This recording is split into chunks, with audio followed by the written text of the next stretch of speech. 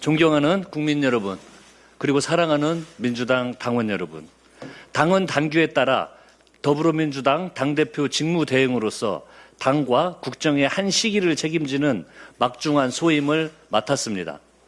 8월 17일 제3차 전국 당원대회에서 당원 여러분의 손으로 새 당대표를 선출해 주실 때까지 주어진 소임에 흐트러짐 없이 최선을 다하도록 하겠습니다.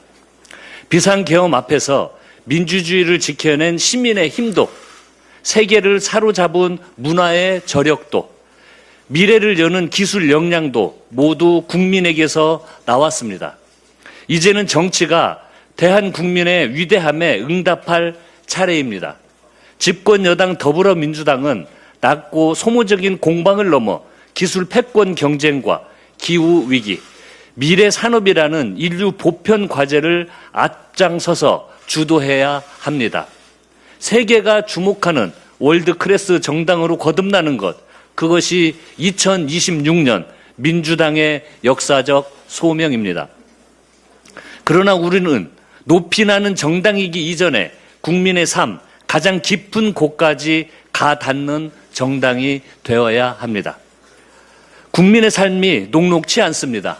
고물가, 고금리, 고환율의 가혹한 삼중고가 국민 장바구니를 위협하고 있습니다.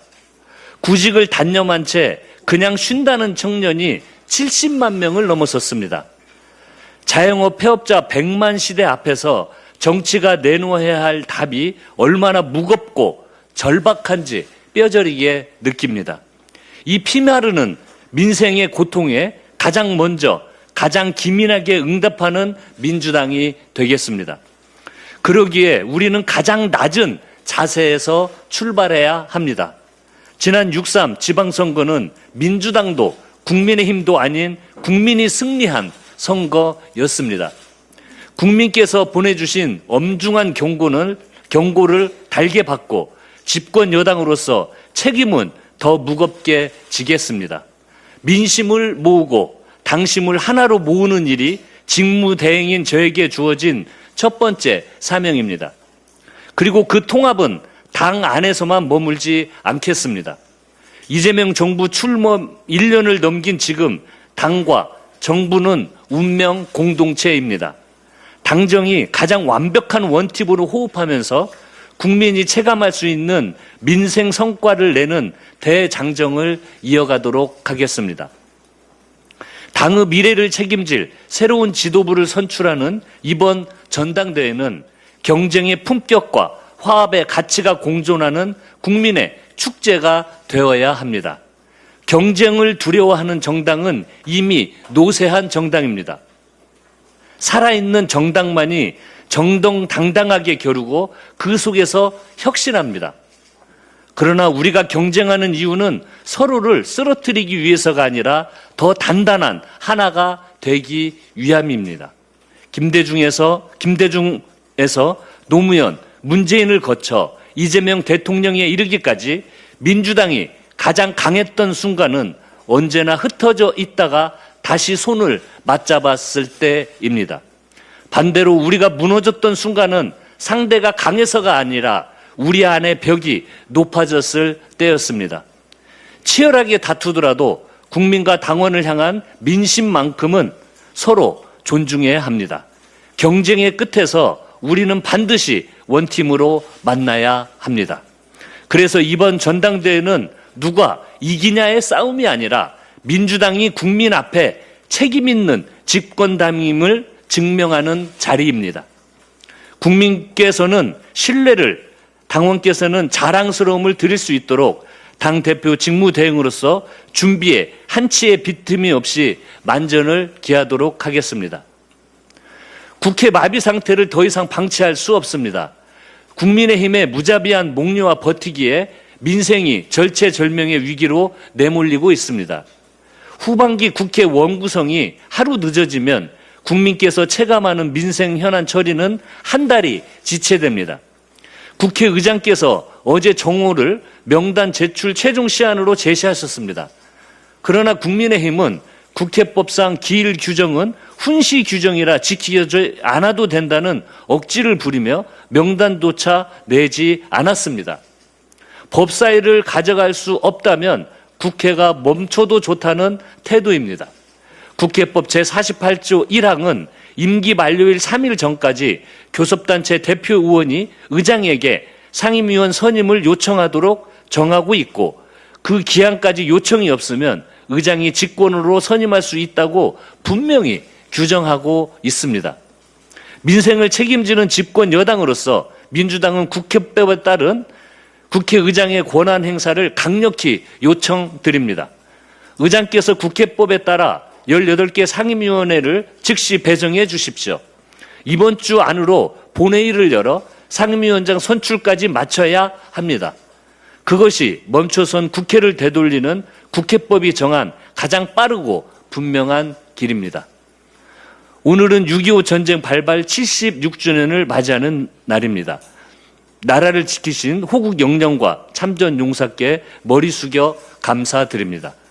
파병, 의료 지원, 물자와 재정을 지원했던 세계 각국 국민께도 감사드립니다. 오늘날 대한민국이 누리는 기적과 같은 번영은 고귀한 희생과 헌신 덕분입니다. 폐허를 딛고 일어선 굳건한 의지가 경제 기적을 만들었습니다. 튼튼한 안보에 대한 열망이 자주 국방의 토대가 됐습니다. 민주당은 평화를 지키려는 76년의 노력을 이어가겠습니다. 보훈 정책을 살피며 소홀함이 없도록 최선을 다하겠습니다. 다음은 전준호 원내 운영수석 부대표의 발언이 있겠습니다. 국민의힘이 국회 가동을 또 막았습니다. 어제 상임위원 명단 제출 기한을 어기면서 또다시 원 구성이 밀렸습니다. 국회는 한 달째 전면 마비 상태입니다. 더는 물러설 날짜도 없습니다. 법대로라면 벌써 지난달 29일 상임위원장을 선출했어야 합니다. 국회법은 상임위 공백이 발생하지 않도록 규정하고 있지만 국회 스스로가 위법을 저지르고 있는 것입니다. 국민의힘은 내일까지 반드시 상임위원 명단을 의장께 제출하십시오. 모든 상임위에 더는 미룰 수 없을 만큼 많은 과제가 쌓여 있습니다. 어떤 상임위는 가동하고 어떤 상임위는 쉬어도 되는 곳은 없습니다. 18개 상임위 전체가 일할 수 있도록 내일은 위원장과 위원을 선임해야 합니다. 국민의힘이 내세우는 법사위원장 요구는 가당치도 않습니다. 21대 국회 후반기 국민의힘이 법사위원장을 틀어진 뒤에 국회가 어떻게 됐습니까? 그야말로 입법 마비 상태였습니다. 법사위가 사실상 윤석열 거부권을 위한 빌드업 관문으로 쓰였습니다. 지금도 국민의힘 법사위원 몇몇이 일반 상임위의 논의를 모두 무용지물로 전락시키고 있습니다. 위원장직의 양보는 일말의 여지도 없습니다. 국민의힘도 이를 알면서 원 구성을 방해하려는 목적으로 법사위원장직을 무조건 요구하고 있는 것 아닙니까? 민주당은 더 이상 국회를 업무 마비 상태로 방치하지 않겠습니다. 내일 정오까지도 국민의힘 명단이 제출되지 않을 경우 즉시 본회의 소집을 요청하겠습니다. 그리고 민주당 주도로 18개 상임위원장을 선출하여 국회를 정상 가동하겠습니다. 선거관리위원회는 조금도 정신을 못 차렸습니다. 해체 수준의 전면 개혁이 답입니다. 국정조사에 임하는 선관위의 태도는 충격적입니다. 23일 1차 기간보고에서 여야가 요구한 증인 43명 중 16명이 무더기 불참 통보했다고 합니다. 심지어 서울시 송파구 전 선관위원장도 불출석 통보했다가 뒤늦게 나타났습니다. 100번 사죄해도 모자랄 핵심 간부들이 이토록 무책임할 수 있는 겁니까? 뿐만 아니라 자료 제출도 의혹 해소에는 역부족입니다. 투표용지 물량 축소를 결정한 회의록도 이날 회의 전까지 제출을 거부했습니다. 겨우 제출한 회의록도 핵심이 빠져 있었다고 합니다. 심지어는 투표용지 부족 당시에 대기표 현황조차 자료가 없다며 답변하지 못했습니다. 선관위의 나홀로 태평 천하태평에 어처구니가 없을 지경입니다. 선관위의 상태를 보면 볼수록 확신하게 됩니다. 개헌을 통한 선관위 전면 개혁은 피할 수 없습니다. 선관위가 국민으로부터 감시받을 수 있도록 해야 한다는 것입니다. 이재명 대통령께서도 원포인트 개헌을 말씀하셨습니다. 어제 한 여론조사에서는 이에 대한 국민 찬성이 72%가 넘는다는 결과가 나왔습니다. 그러나 국민의힘은 원포인트 개헌에 반대 입장을 고수하고 있습니다. 5.18 정신수록 개헌도 막더니 선관위 개헌도 막을 신산입니까? 현 상태에서 한동훈 의원 등이 제안한 법률들은 위헌입니다. 이미 헌법재판소가 선관위에 대한 감사원 감사를 위헌으로 판결하지 않았습니까? 개헌 동의 없는 법안 발의는 진정성 없는 생색내기이자 정쟁용에 불과합니다. 선관위에 아무 권한도 없는 대통령을 탓할 시간에 자신들이 할 수 있는 개혁안에 동의부터 하십시오. 민주당은 국정조사와 함께 선관위 제도개혁 TF 활동을 계속하고 있습니다. 어제는 공무원 노조와 선관위 노조 간담회 및 3차 회의를 진행했습니다. 선관위 해체 수준의 근본적 개혁안을 가능한 빠르게 낼 예정입니다. 민주당은 진정성 있는 국정조사와 선관위 전면 개혁에 계속 힘쓰겠습니다. 이어서 김한규 원내 정책수석 부대표의 발언이 있겠습니다. 오늘 한성수 국무총리 후보자에 대한 인사청문회가 시작됩니다. 이재명 정부가 출범 2년 차에 들어섰고 이제 그 성과를 본격화할 시점입니다. 대통령께서 혼자 일할 수 없습니다. 이재명 정부의 국정 철학을 이해하고 대통령을 보좌해 행정에 박차를 가할 사람이 필요합니다. 한성숙 후보자가 바로 그 적임자입니다. 민간 플랫폼 기업을 이끈 경험과 중소벤처기업부 장관으로 창업과 중소기업 현장을 챙긴 경험을 두루 갖춘 분입니다.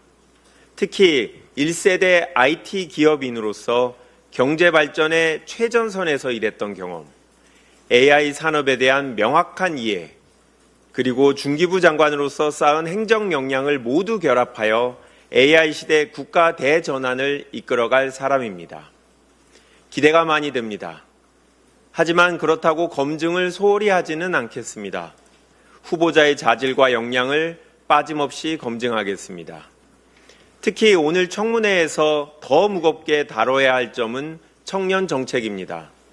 국무총리가 청년기본법에 따른 청년정책조정위원회의 위원장이 되고 청년 정책의 주무부서가 국무조정실이기 때문입니다. 지금 청년 세대는 일자리도, 소득도, 자산도, 집 한 칸을 마련할 기회도 부족합니다. 노력한 만큼 미래를 그릴 수 있어야 하는데 출발선부터 벽에 부딪히는 청년이 많습니다. 더 특별한 관심과 더 과감한 제도가 필요합니다. 지난 22일 출시된 청년 미래 적금에는 첫날에만 19만 6천 명이 넘는 청년이 몰렸습니다. 대통령께서 신청자가 예상을 넘더라도 예산을 추가로 편성해 지원하라고 하신 만큼 민주당도 확실히 챙기겠습니다. 오늘 인사청문회가 후보자를 검증하는 자리이자 청년의 삶과 미래를 함께 고민하는 건설적인 자리가 되기를 바랍니다. 정쟁보다 정책이 앞서는 청문회를 만들겠습니다. 그리고 신속한 임명동의 절차를 거쳐 국정에 공백이 생기지 않도록 만전을 기하겠습니다. 이상입니다. 다음은 전용기 원내 소통수석 부대표의 발언이 있겠습니다. 네. 카카오톡 단톡방 보고에 선거관리위원장들은 허수아비가 되었습니다. 자정 능력을 잃은 선관위를 조직 해부 수준으로 국정조사하겠습니다. 지난 화요일 국민 참정권 침해 진상규명과 선거관리 개혁을 위한 국정조사 특별위원회의 첫 기관 보고가 있었습니다. 그러나 첫날부터 선관위가 국민과 국회 앞에 보여준 모습은 실망 그 자체였습니다. 국민 참정권이 침해된 초유의 사태가 벌어졌는데도 책임져야 할 사람들은 책임을 설명하기보다 자리를 피하는 데 급급했습니다. 하지만 이번 기간보고를 통해 드러난 문제는 선관위가 스스로 문제를 인식하고 바로잡을 수 있는 자정 능력을 상실했다라고 하는 점입니다. 선거 결과에는 영향이 없다, 당락이 바뀌지 않았다, 실수는 있었지만 위법은 아니다, 자신들의 잘못을 축소하기에 급급했습니다. 선거 결과가 바뀌지 않는다고 해서 국민의 참정권 침해가 없었던 일이 되는 것은 아닙니다. 당락에 영향을 주지 않았다고 해서 선거관리 실패가 정당화되는 것도 아닙니다. 국민은 분노하고 있고 여야는 한 목소리로 책임을 요구하고 있습니다. 그런데도 선관위는 반성과 성찰보다 변명과 책임 회피에 머물러 있나 봅니다. 기간보고에서 드러난 내부의 실태는 더욱 충격적이었습니다. 국가의 운명에 걸린 선거관리와 관련된 핵심 보고가 정상적인 지휘체계가 아니라 카카오톡 단체 대화방을 통해 공유되고 있던 것이 드러났습니다. 그 결과 투표용지 부족이라는 초유의 사태가 발생했는데도 서울시 선거관리위원장은 국민이 온통 뉴스를 통해 상하고 알고 있던 시점이나 돼서야 그 사태를 파악했다고 합니다. 지휘체계는 무너졌고 공식 보고체계는 사실상 작동하지 않았습니다. 선관위는 다른 국가기관과 다릅니다. 과거 3.15 부정선거와 독재 정권의 선거 개입을 극복하는 과정에서 국민들은 독립된 선거관리를 위해 기구를 만든 것입니다. 또한 선거관리위원회 위원장과 위원들은 현직 판사들로 구성했습니다. 그 이유 역시 민주주의의 근간인 선거를 가장 공정하게 관리해달라고 하는 국민적 신뢰 때문이었을 겁니다. 국민은 선관위에 복잡한 것들을 요구하지 않았습니다. 오직 하나, 선거를 공정하고 투명하게 관리해서 국민의 한 표를 소중하게 지켜달라고 요구한 것뿐입니다. 그렇기에 국민의 신망과 배신감은 더욱 클 수밖에 없습니다. 국민의 희생으로 만들어진 기관이 국민의 신뢰 위에 운영되는 기관이 정작 국민의 참정권을 훼손하고도 무엇이 잘못인지조차 인식하지 못하고 있습니다. 이번 국정조사에서는 왜 위원들은 허수아비가 되었는지, 왜 실무조직이 선관위를 좌지우지하게 되었는지, 왜 지휘체계와 보고체계는 무너졌는지, 왜 반복해서 사과위원회라는 오명을 듣게 되었는지 조직 전체를 해부하는 수준으로 낱낱이 들여다보겠습니다. 민주당은 이번 국정조사를 통해 선관위에 쌓여온 해묵은 문제들을 하나도 남김없이 밝히겠습니다. 국민의 참정권을 훼손하고도 잘못인지조차 인식하지 못하는 조직 문화, 그리고 책임보다 변명이 앞서는 관행, 무너진 지휘 보고 체계를 반드시 바로잡겠습니다. 이상입니다. 예, 다음은 안도걸 원내 부대표의 발언이 있겠습니다. 지난 23일 발표된 MSCI 연례 시장 분류 결과에서 우리나라의 선진국 지수, 관찰 대상국 진입이 또다시 불발되었습니다. 우리 민주당과 이재명 정부가 글로벌 스탠다드에 부합하는 자본시장을 구축하기 위해 총력을 기울여 온 만큼 이번 결정에 깊은 유감의 뜻을 표합니다. 우리 자본시장은 이미 선진시장 진입에 충분한 자격을 갖추고 있다는 게 전반적인 평가입니다.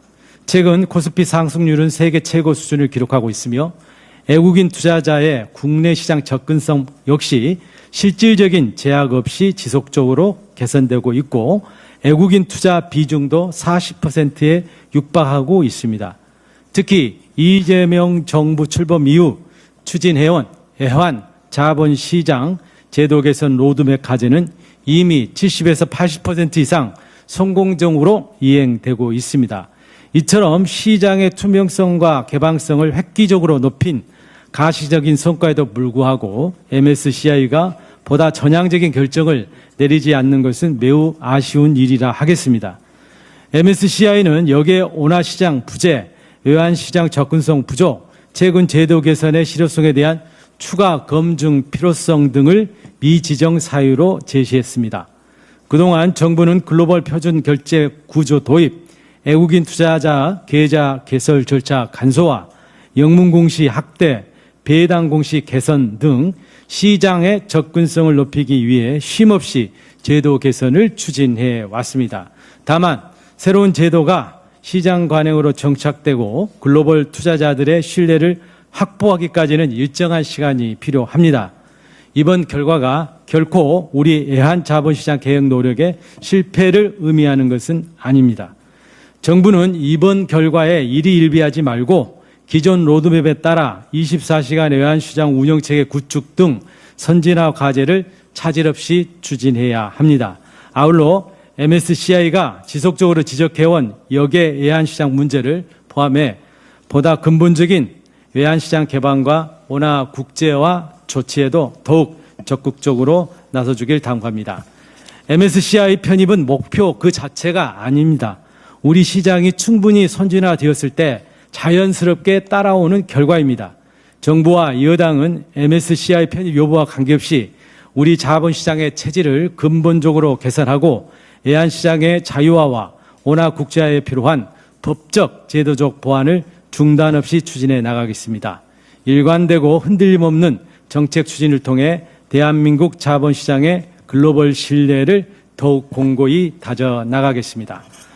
다음으로 글로벌 AI 산업의 폭발적 성장과 반도체 수요 급증이라는 거대한 산업 전환기에 대응하기 위해 대한민국 반도체 기업들이 미래 경쟁력 확보를 위한 과감한 투자 계획을 준비하고 있습니다. 이는 단순한 공장 신설이 아니라 대한민국이 글로벌 반도체 패권 경쟁에서 우위를 확보하고 지속 가능한 성장 기반을 구축하기 위한 전략적 투자입니다. 그럼에도 국민의힘은 기업의 미래를 위한 자발적이고 선제적인 투자 결정마저 정쟁의 소재로 삼으며 근거 없는 비판과 지역 갈등 조장에 몰두하고 있습니다. 이번 대기업의 투자의 본질과 진실을 분명히 밝혀야 합니다. 먼저 정부의 팔 비틀기가 아닌 기업의 자발적 경제적 판단입니다. 국민의힘은 이번 투자를 두고 선거용 정치공학, 관치경제라고 주장하며 사실을 애고하고 있습니다. 그러나 이번 투자는 글로벌 AI 반도체 수요 폭증에 대응하기 위해 기업들이 스스로 내린 전략적 경영 판단입니다. 세계 각국이 반도체 생산 능력 확대에 사활을 걸고 있는 상황에서 공급 병목을 선제적으로 해소하고 시장 주도권을 확보하기 위한 투자 결정인 것입니다. 광주 전남 지역이 새로운 투자 후보지로 검토되는 것 역시 정치적 고려가 아니라 경제적 판단의 결과입니다. 첨단 반도체 공정의 필수적인 안정적 전력 공급 능력과 풍부한 산업 용수, 넓은 산업 용지, 미래 확장성 등 기업이 가장 중요하게 고려하는 입지 경쟁력을 갖추고 있기 때문일 것입니다. 수백조 원 규모의 투자 계획은 기업의 철저한 사업성 분석과 미래 수익성 검토를 바탕으로 결정되는 사안입니다. 정부가 기업의 의사결정을 강요하거나 좌우할 수 있는 성격의 문제가 결코 아닙니다. 둘째, 용익 클러스터를 대체하는 것이 아니라 대한민국 반도체의 영역을 확장하는 것입니다. 이번 투자를 수도권 대 비수도권이라는 낡은 프레임으로 해석하며 지역 갈등을 부추기고 있습니다. 그러나 광주 전남 투자와 용인 반도체 클러스터는 경쟁 관계가 아니라 상호 보완 관계입니다. 용인 메가 클러스터는 이미 구축 중인 핵심 생산 거점으로서 당초 계획보다 더욱 속도감 있게 추진될 것입니다. 반도체 산업의 승패를 좌우하는 것은 결국 속도이며 용인은 단기적으로 글로벌 수요에 대응하는 최전선 역할을 담당하게 될 것입니다. 반면 광주 전남은 미래 수요 증가에 대비한 중장기 생산기지이자 제2의 반도체 클러스터로 성장하게 될 것입니다. 이는 특정 지역에 대한 특혜가 아니라 대한민국 전체의 생산 역량을 확장하고 공급망을 다변하는 국가 전략입니다. 결국 용인과 광주 전남은 선택의 문제가 아니라 함께 가야 할 대한민국 반도체 성장 축입니다. 수도권과 지방이 각각의 장점을 살려 국가 경쟁력을 높이는 상생 모델입니다. 셋째, 지금 필요한 것은 정쟁이 아니라 초당적 협력입니다. 지금 세계는 반도체를 둘러싼 총성 없는 경제전쟁을 벌이고 있습니다. 미국, 중국, 일본, 유럽연합은 천문학적인 재정을 투입하며 기업 유치와 생산기지 확보 경쟁에 나서고 있습니다. 이런 상황에서 우리 기업의 미래 투자 전략마저 정치적 공방의 대상으로 삼고 근거 없는 관치경제 프레임으로 기업 활동을 유축시키려는 것은 국가 경쟁력 강화에 전혀 도움이 되지 않습니다. 국민의힘은 지역 갈등을 부추기는 낡은 정치에서 벗어나 대한민국 미래 산업을 위해 초당적 협력에 동참해야 합니다. 더불어민주당은 이번 대규모 반도체 투자가 차질 없이 추진될 수 있도록 규제 혁신, 세제 지원, 전력 용수 등 핵심 인프라 확충과 인재 양성에 필요한 예산과 입법 지원에 총력을 다하겠습니다. 수도권과 지방이 함께 성장하는 새로운 균형 발전 모델을 구축하고 대한민국을 글로벌 반도체 강국으로 도약시키기 위해 모든 역량을 집중하겠습니다. 예, 마지막으로 제가 짧게 한 말씀 드리겠습니다. 올해 우리 경제 성적표가 세계의 주목을 받고 있습니다. 지난 5월 수출은 877억 달러로 사상 처음 3개월 연속 800억 달러를 넘어선 월 기준 역대 최대치를 기록했습니다. 그리고 잘 아시는 것처럼 이재명 정부 출범 이후 코스피 상승 곡선은 세계가 놀라워하고 있습니다. 특히 주목할 것은 이 성장이 반도체 한 품목에 기대한 성과가 아니라는 점입니다. 반도체를 빼고도 5월 수출은 16.4%가 증가했습니다. 선박이 16.7%, 비철 금속이 41.5%, K뷰티 화장품이 24.2%가 증가했고 라면 같은 농산 가공 부품까지 수출 효자로 올라섰습니다. K컬처에 힘입어 올해 외국인 관광객이 지난해보다 한 달 빠르게 1,000만 명을 넘어섰고 이들이 1월부터 5월까지 국내에서 쓴 카드 소비액은 7조 9,845억 원으로 1년 전보다 47.3%가 급증하며 사상 최대치를 기록했습니다. 제조와 자본시장을 넘어 관광까지 우리 경제의 저변이 넓고 단단해지고 있다는 증거입니다. 한때 피크코리아라는 자조까지 나왔던 상황에서 이재명 정부와 더불어민주당은 지난 1년간 흔들림 없이 추진해온 산업정책과 자본시장 정상화가 만들어낸 값진 결과라고 생각합니다. 그럼에도 이 온기가 아직 닿지 않는 곳이 많다는 큰 책임감도 느끼고 있습니다. 이재명 대통령께서도 AI 산업 호황이 낳은 초과 이익을 두고 그 일부를 국민에게 돌려줄 새로운 메커니즘이 필요하다며 성장 과실에 공정한 분배라는 화두를 던지셨습니다. AI가 키운 부를 온 국민이 함께 누리고 양극화를 바로잡으며 청년에게 기회의 사다리를 놓고 비어가는 지방과 늙어가는 사회를 떠받치는 일 모두 더는 미룰 수 없는 우리의 과제입니다. 더불어민주당은 성장의 열매가 청년과 지방, 서민에게 구조적으로 돌아가고 그 온기가 민생 구석구석까지 닿도록 이재명 정부와 함께 더욱 최선을 다해가겠습니다. 예, 준비된 발언을 모두 마쳤습니다. 이상으로 6월 25일 6.25 전쟁을 다시 한번 나라를 위해서 싸웠던 모든 선열들을 생각하면서 제84차 정책조정회의를 마치겠습니다. 감사합니다.